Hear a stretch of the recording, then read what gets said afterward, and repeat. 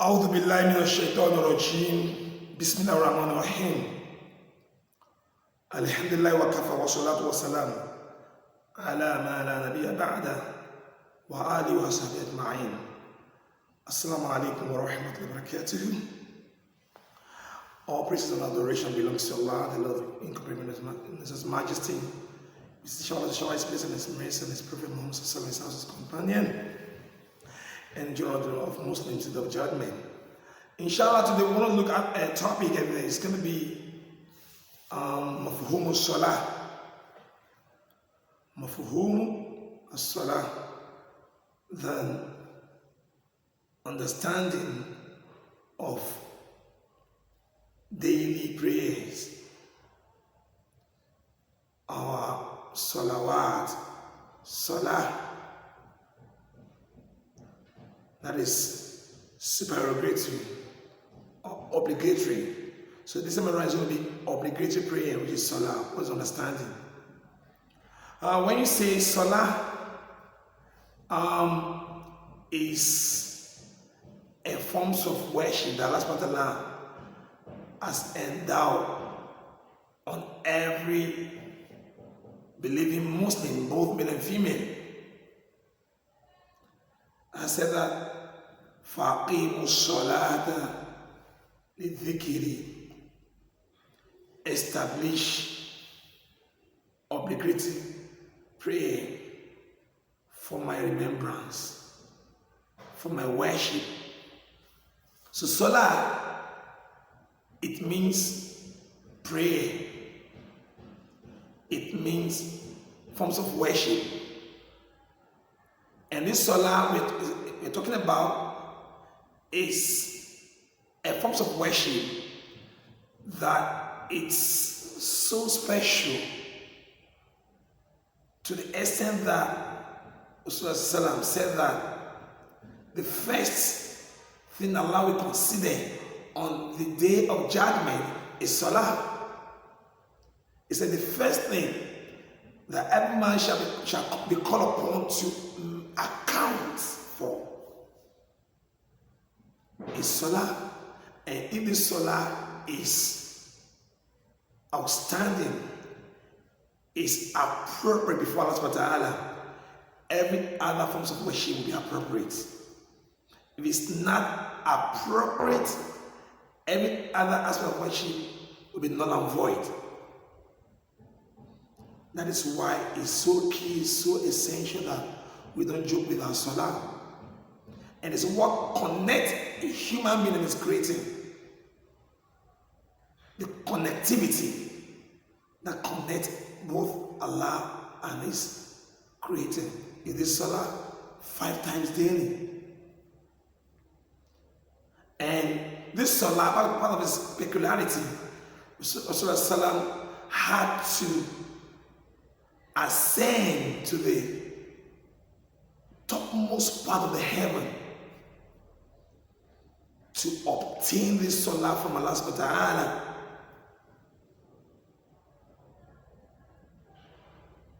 And this salah initially happened to be 50 loaded salah. But out of the mercy of Allah subhanahu wa ta'ala, it was reduced to 5 daily salawat. And anybody that observed this 5 daily salawat will be entitled to meritorious reward from Allah subhanahu wa ta'ala. But anyone who refuses to observe the salah, they are entitled to Allah's punishment. And this salah is so much important that everything about it require your bodily exercise, your body involvement. For example, in salah, it's begin with ablution. From ablution, with intention, then after you do your ablution, you have the intention to do your ablution, you set forth to the mosque to observe Salah. And the Salah, if that بتكبير واختتم بتسليم, it's open with saying Allah is the greatest, glorifying Allah, and we end it by saying taslim. Assalamu alaikum wa rahmatullah. Assalamu alaikum wa rahmatullah. That is why Salah is for cleansing. It sanctifies you. It purifies you. Rasulullah would reported to have said, he asked the companions, if any one of you has water or pool behind his house, at his backyard, and this person takes his bath there 5 times every day, will he have any stain in his body?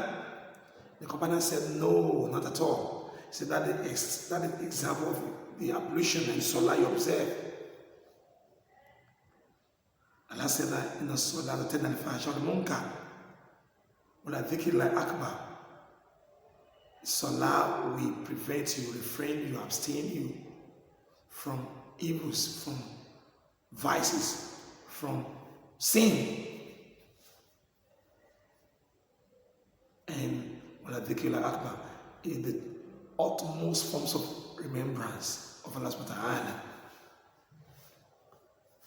It means if you observe Salah, or you claim you observe Salah, you still tell lies, you fornicate, you steal, you backbite, your Salah is having question mark. It's not well performed.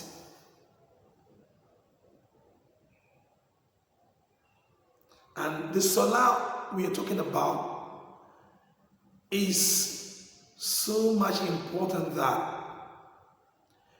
Allah does not spare anybody. Does not spare anybody. That is why even when you are traveling, you should observe Salah. When you are in war, you have to observe Salah. If you are sick, you have to observe Salah. If you are on sea, you have to observe Salah. That's why Allah said, وَعَبُدُ رَبَّكَ حَتَّى يَأْتِيَكَ الْيَقِينُ. It's what you do till you go back to your grave.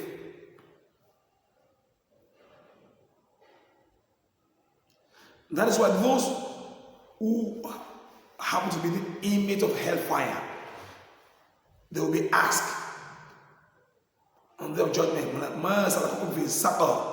why do you end your life in the fire of Sakor today? They said, Lam nakum min as-salihin. So we are not among those who observe or uphold Salat. We are not among them.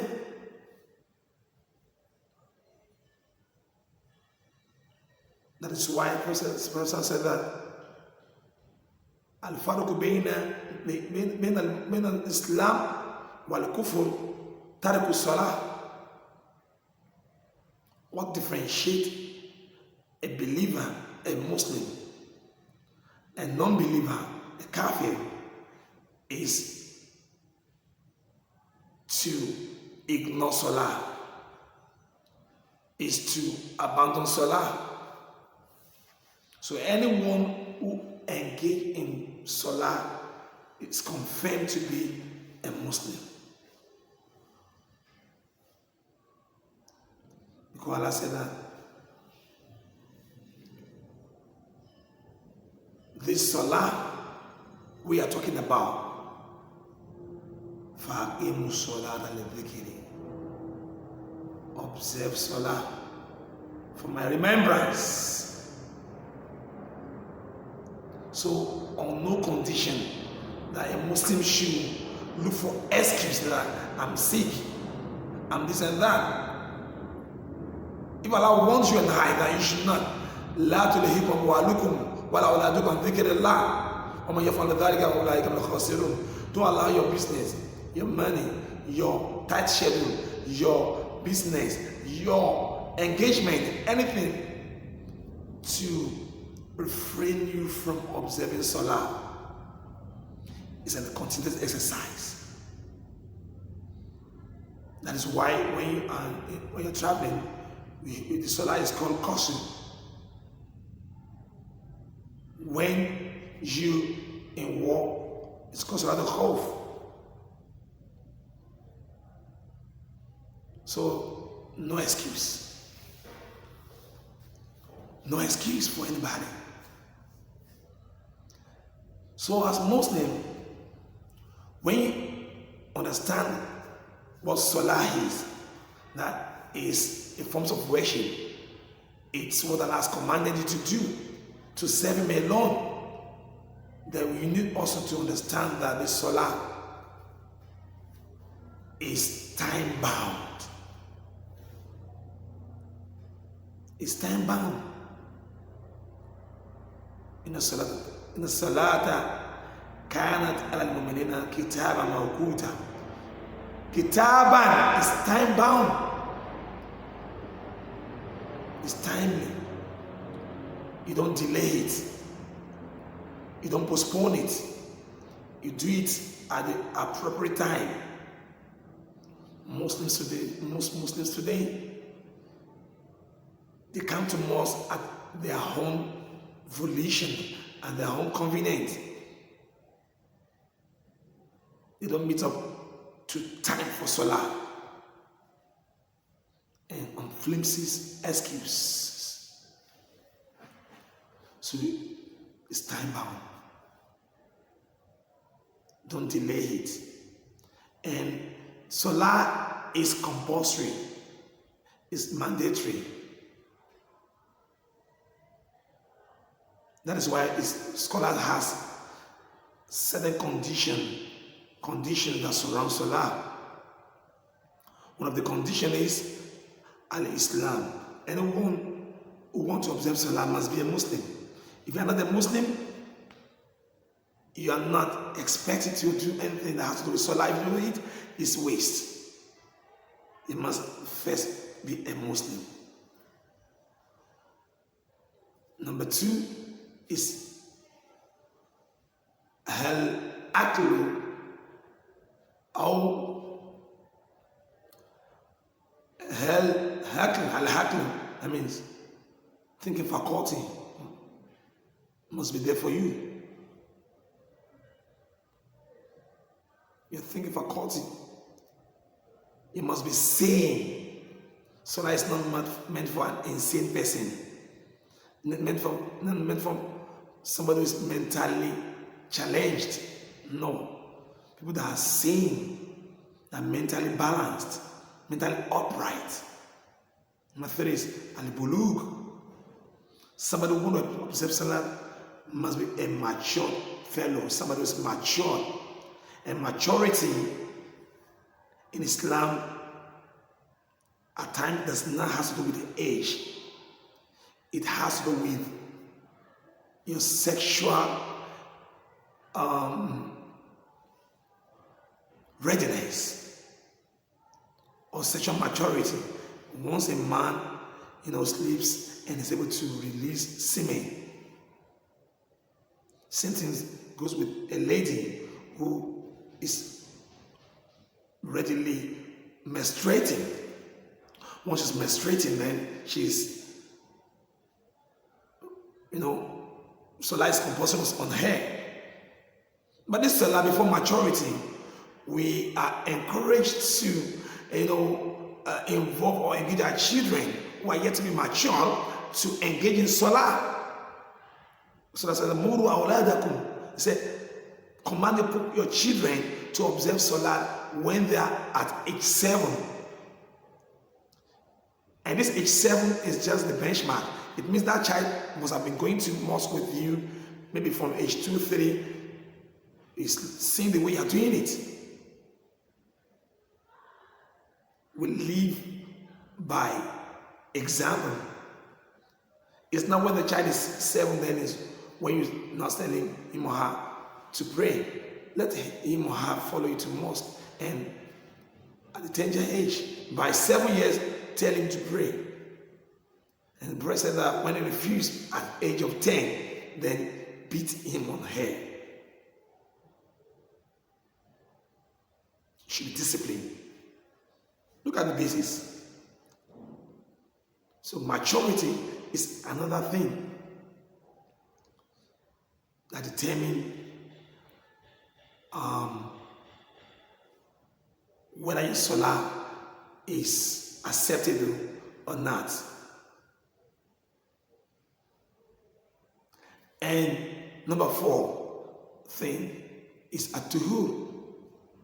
Anyone who wants to approach salah, the person must be purely, certified. Purity.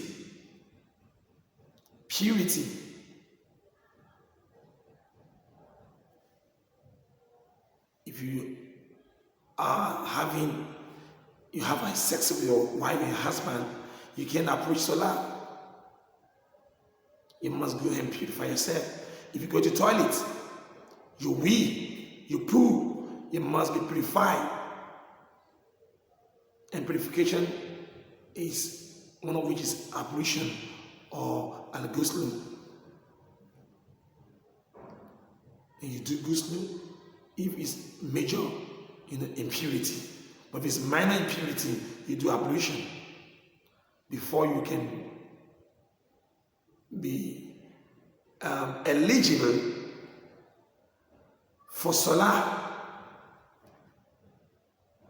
except in certain cases where maybe you are exempted, you have impurity in you, but you can perform ablution maybe due to cold or due to injury or certain condition. Then you are allowed to do tayammum. This is a thing about salah.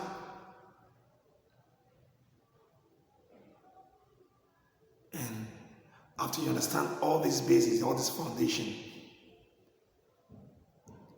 you also need to know things that make your salah, valid. Some people that salah are not valid.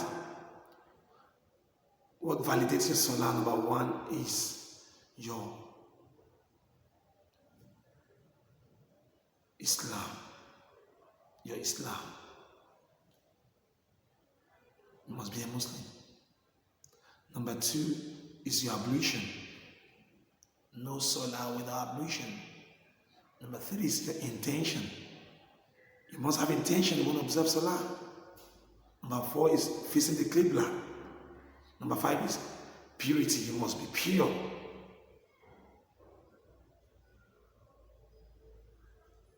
So this, and number 6 is maturity.